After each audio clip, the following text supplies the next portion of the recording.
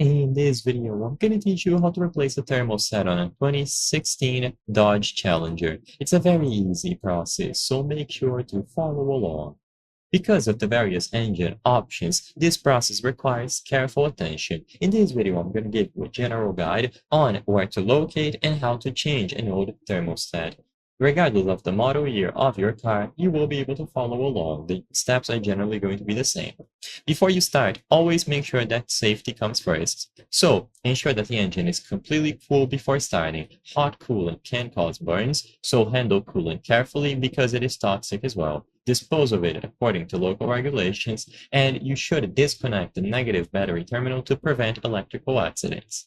You will need to drain a portion of the coolant that spills, so have a suitable container ready, such as a drain pan. Use the correct type of coolant specified for your Dodge Challenger. If you are unsure, double check the owner's manual. So the thermostat's location can vary depending on your engine. You will likely need to remove the air intake components or other parts to gain access. So look for the housing for your thermostat. Like I said, you might need to remove other items before you are able to access it. So if needed, undo any screws, any bolts, and you will be able to locate the place where the thermostat housing lies.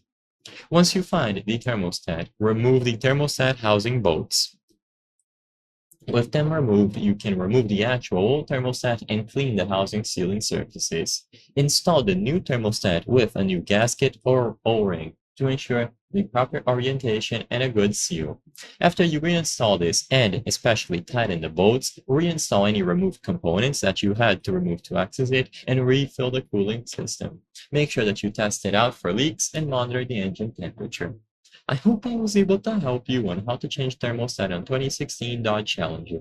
If this video helped you, please be sure to leave a like and subscribe for more very easy tips. Thank you for watching.